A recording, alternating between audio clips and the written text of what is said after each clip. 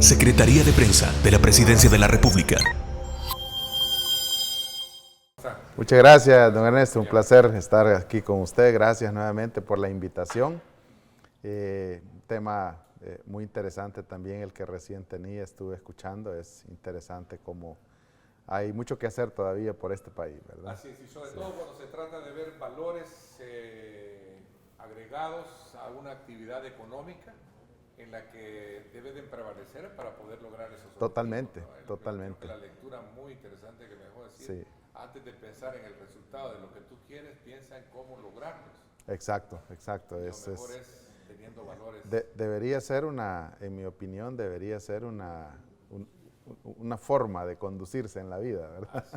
Y bien lo dejaba claro. Definitivamente, definitivamente. Sí. Bueno, vamos a ver, es importante, dejar esta mañana en la conversación que las primeras lluvias ya comenzaron. Efectivamente. ¿Verdad? Nos sorprenden, sí. Como siempre, en los últimos años nos han sorprendido de repente. Sí. Tenemos cielo abierto y de repente bien cerrados y sobre todo los grandes aluviones. Hay que estar listos y preparados ante estas primeras lluvias que han caído, ¿cierto? ¿No? Sí, hemos estado atendiendo algunas incidencias. Ya, digamos, teníamos una perspectiva climática que denotaba que íbamos a tener este tipo de tormentas, como es usual, siempre a la entrada del periodo lluvioso. Como es usual, siempre tenemos las famosas tormentas convectivas, ¿verdad? Que siempre se organizan de un momento hacia otro. Influye mucho la variabilidad climática, que es un tema al que deberíamos prestarle toda la sociedad salvadoreña, o mejor dicho, todos los actores de este país deberíamos estarle prestando la atención requerida a la variabilidad climática, que al final, pues, es la que produce los eventos extremos, ¿verdad? Así es que sí, hemos tenido estas lluvias, hemos estado dando atención a algunas inundaciones de corto plazo, hay que decirlo, se han producido algunas inundaciones urbanas. Estas tienden a ser de muy, muy corto plazo, porque lo que sucede, pues, y definitivamente es un tema que tiene que ver con capacidad de drenaje de todo el área metropolitana, no es algo nuevo, ¿verdad?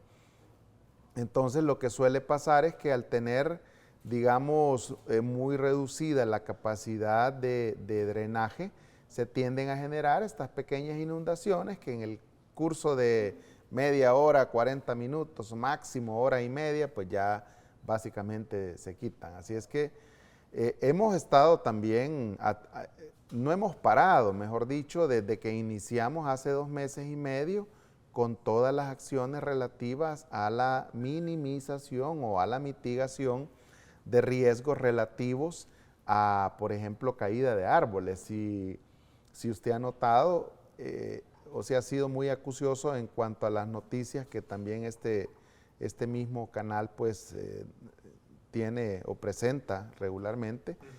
Una de los incidentes con menor, digamos que en menor cuantía se ha presentado, es la famosa caída de árboles que siempre se tienen, sobre todo cuando tenemos las lluvias convectivas que tienden a generar ráfagas de viento muy importantes, ¿verdad?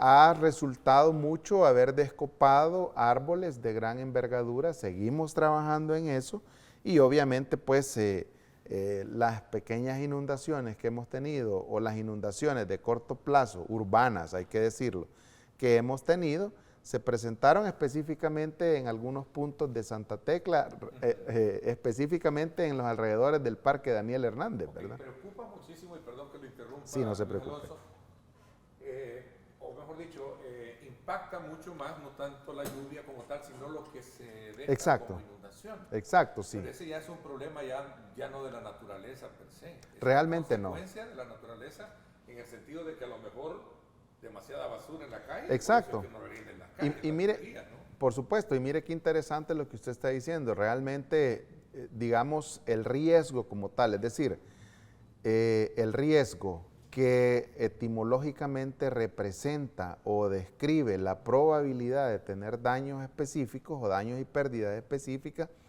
tiene diferentes características, pero ahora me gustaría referirme a una en particular por lo que usted mencionaba. El riesgo se construye.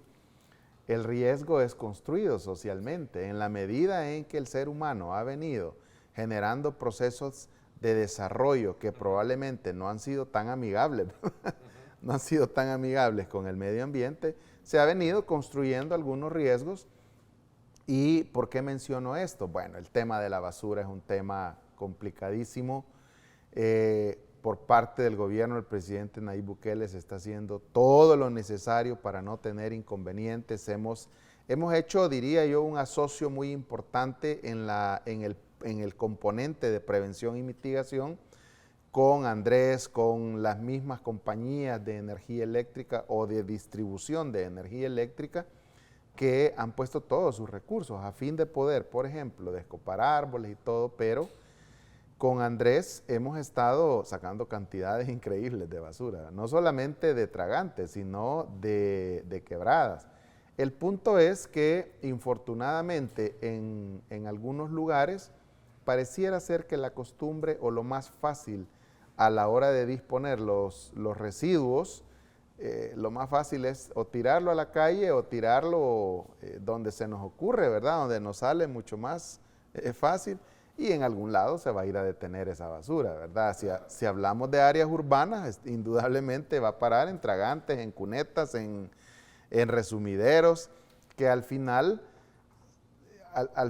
viéndose en su capacidad hidráulica o su capacidad de drenaje reducida, lo que termina provocando es una inundación urbana. Ahora, el componente de la prevención es clave para poder de alguna manera reducir esa vulnerabilidad. Usted dice, si el riesgo se construye, significa que así como se construye también... Hay que reducirlo, ¿verdad? Se puede, digamos, como prevenir, sí, pero hay una palabra que... Mitigar. Se puede controlar. Sí, definitivamente, y en eso estamos enfocados. De hecho, el haber presentado el año pasado, le cuento, por primera vez en la historia de este país, el Plan Nacional de Reducción de Riesgos justamente tiene una razón de ser. Número uno, o varias razones si quisiéramos, pero digamos que las más puntuales son, número uno, más que estar en concordancia con el marco global que ahora se tiene desde la Agencia de Naciones Unidas para la Reducción de Riesgo de Desastres, UNDRR, por su acrónimo en inglés, más que estar en consonancia, que es lo menos que debemos hacer, ¿verdad? Realmente le estamos apostando a buscar cumplir con las cuatro prioridades globales para reducir el riesgo de desastres. Una de ellas tiene que ver justamente con la ejecución de planes que permitan minimizar el impacto de cualquier amenaza que se materialice. Claro, en este caso aplica también hacer un análisis de cuáles son las amenazas más recurrentes en el país. Hablamos en muchos casos sobre la preocupación que existe de que vuelva a temblar, ¿verdad? De que volvamos a tener un sismo, que volvamos a tener una situación crítica como la que generó el fenómeno de subducción en el año 2001 con los 2 terremotos. Pero, ¿hace cuánto tembló? O sea, no digo que no hay que atenderlo, como no, hay que pensar en que sí o sí va a volver a temblar, pero ¿cuáles son las amenazas más recurrentes? Cada año, entre mayo y noviembre, ya sabemos que sí o sí vamos a tener un periodo lluvioso, ¿verdad? De lluvia, y hay que prepararnos. Exacto. Cierro el tema de la lluvia. Albergues, ¿están preparados para atender el tema de los albergues? Definitivamente. Pero Exactamente. que las lluvias complican. Exactamente, y hay que decirlo, o sea, hacemos todos los esfuerzos. Hay que limpiar los drenajes. Hay que limpiar los drenajes, para evitar eso. pero yo creo que aquí es donde aplica, sinceramente no sé a quién darle los créditos porque no recuerdo ahora mismo quién lo dijo, pero hay que pensar definitivamente que la ciudad más limpia no es la que se barre a cada rato, ¿verdad? O la que se limpia a cada rato, es la que menos se ensucia, ¿verdad? Entonces, en la medida en que nosotros evitemos tirar basura, tirar bolsas, los famosos plásticos, los famosos desechables, ¿verdad? Que son criminales para los drenajes. Entonces, en la medida en que nosotros evitemos hacer ese tipo de cosas, indudablemente mitigamos o reducimos la probabilidad de impacto de los fenómenos hidrometeorológicos. Definitivamente, hemos hecho desde el principio de año, la verdad es que hay que decirlo, nosotros al menos en los últimos 4 o 5 años, creo que hemos avanzado mucho en el tema de preparación y respuesta. Procuramos no esperar que se llegue este momento de las lluvias para disponer de recursos. Es algo que hemos venido haciendo paulatinamente, un mejoramiento no solamente de la Dirección General de Protección Civil como tal, sino de otras instancias del sistema de protección civil que definitivamente pues son socios muy importantes en la operatividad, ¿verdad? Así es que hemos venido preparando, diría yo, teniendo la listeza operacional a fin de poder reaccionar en el menor tiempo posible cuando este tipo de fenómenos se presentan. Vamos entonces ahora a conocer cuál es el monitoreo de esta actividad sísmica que se tiene especialmente hasta el oriente del país, a Conchagua y sus alrededores. Un saludo muy especial, solidario también con toda la población, sí, hasta allá, hasta el oriente del país.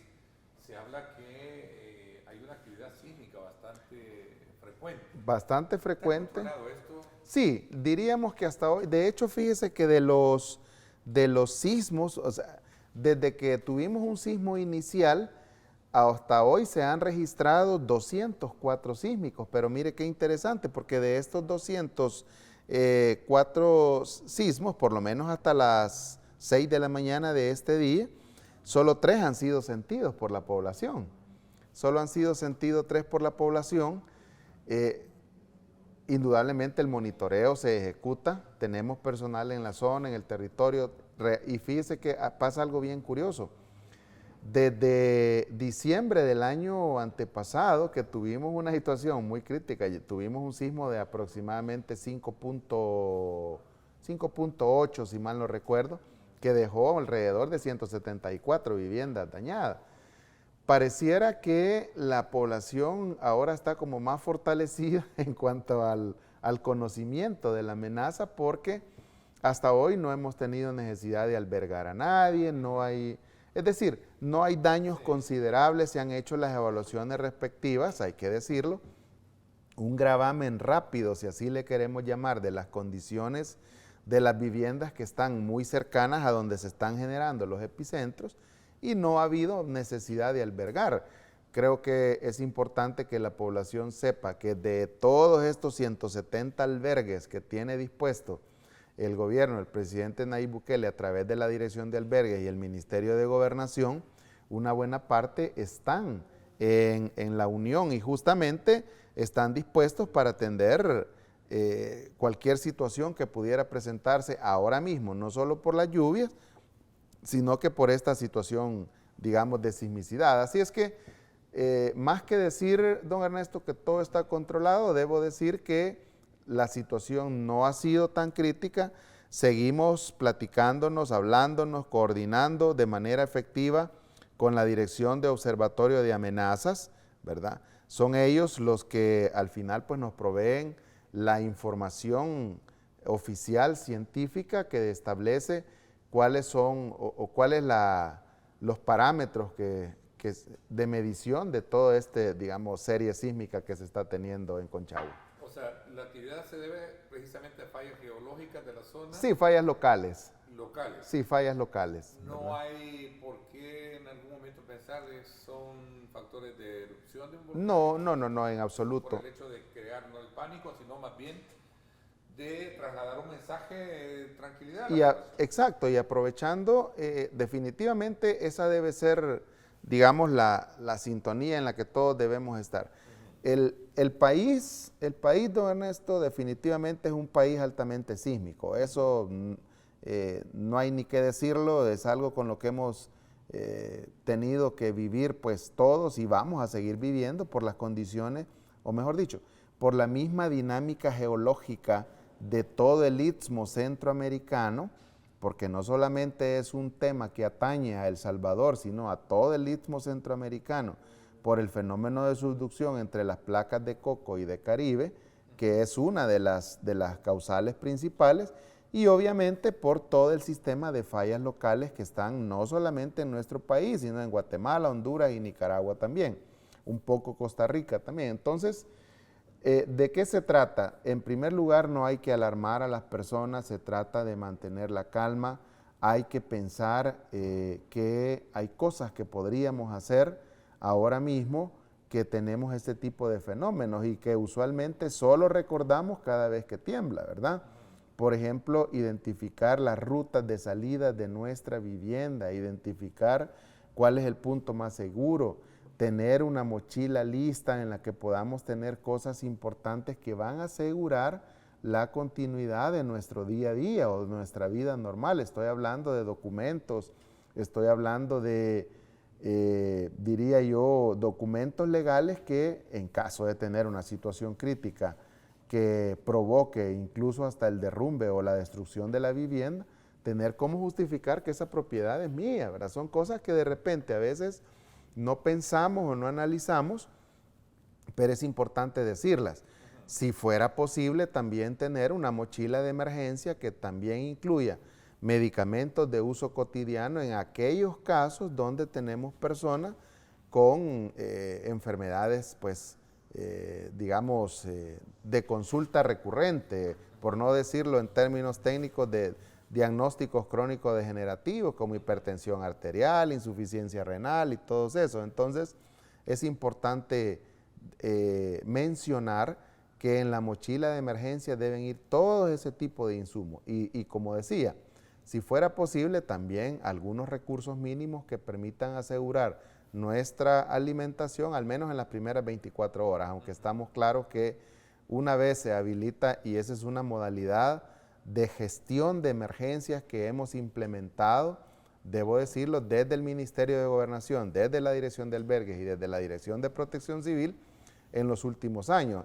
Me refiero a que en el preciso momento que se habilita un albergue, no solamente nos aseguramos de evacuar tempranamente, albergar tempranamente, sino de proveer la logística necesaria para la manutención de las personas mientras están albergadas. Estoy hablando de hidratación y alimentación. Ahora, todo este monitoreo activo que ha quedado, digamos, normado en las funciones de los equipos que tienen ustedes, es para poder actuar en cuestión de minutos. Exacto. Y tener, obviamente, lo que se conoce como un mapeo de todas las afectaciones en los que, de alguna manera, son experiencias que se han recogido. Y de hecho, fíjese que una de las cosas que nosotros nos ocupamos, digamos, en el preciso momento que se nos dio la oportunidad de dirigir esta institución, es hacer un recuento de cuáles son los escenarios de riesgo críticos que podría tener el país a partir de todo el abanico de amenazas que tenemos. Debemos tener muy claro que en el país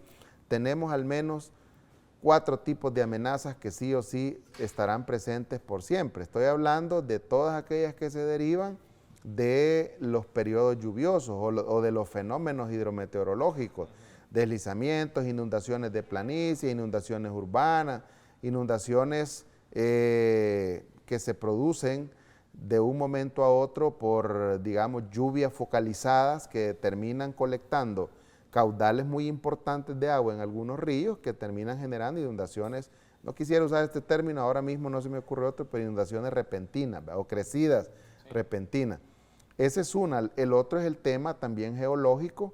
Hay zonas específicas donde ya sabemos que esto es muy recurrente, Conchagua es uno de ellos. Recordará usted que en el 2007 y muy recientemente también en la zona de San Lorenzo, en Ahuachapán, hemos tenido enjambres sísmicos o series sísmicas en algunos casos, y todo aquel, digamos, toda aquella sismicidad que se deriva de la actividad volcánica. Hay que recordar que tenemos volcanes activos, ¿verdad? Y la Matepec, Izalco, pues el Chaparrastique, ¿verdad? Entonces, sí o sí vamos a seguir teniendo ese tipo de fenómenos. ¿Cuál es el punto? Que teniendo muy claro eso, se ocupa de conocer cuál es el riesgo realmente al que estamos sujetos en zonas específicas y en función de eso, como usted lo decía, tener, y lo tenemos ahora mismo, le cuento, almacenes con recursos preposicionados, es decir, ya no se ocupa llevar insumos desde San Salvador a San Miguel, los tenemos ya en San Miguel, y de ahí abastecemos, siendo necesario, abastecemos La Unión, Usulután, San Miguel y Morazán. Preparados para... Efectivamente. El tiempo se nos fue, quiero agradecerle, don Luis Alonso, que nos actualice siempre con esta información de cara al inicio de la época invernal y que de alguna manera pues estemos todos conocedores de la prevención y del auxilio a la cual tenemos que recurrir en un dado caso de emergencia. Definitivamente. ¿Dónde llamar? Bueno, el 2281-0888 es el número del Centro de Operaciones de Emergencia Nacional. Tenemos un despliegue territorial con el que nos comunicamos de manera muy expedita. Así es que, al contrario, don Ernesto, gracias a usted por la oportunidad. Quisiera abusar de este espacio para felicitar. Hoy es el Día de las Enfermeras y los Enfermeros. Bueno. Quisiera felicitar a todos mis colegas, le cuento que... ¿Usted es enfermero? Sí, sí. ¿De profesión? Así es que mis mejores deseos para todas las enfermeras y enfermeros que día a día pues dan lo mejor de sí para atender a la población. Un saludo muy... Secretaría de Prensa de la Presidencia de la República.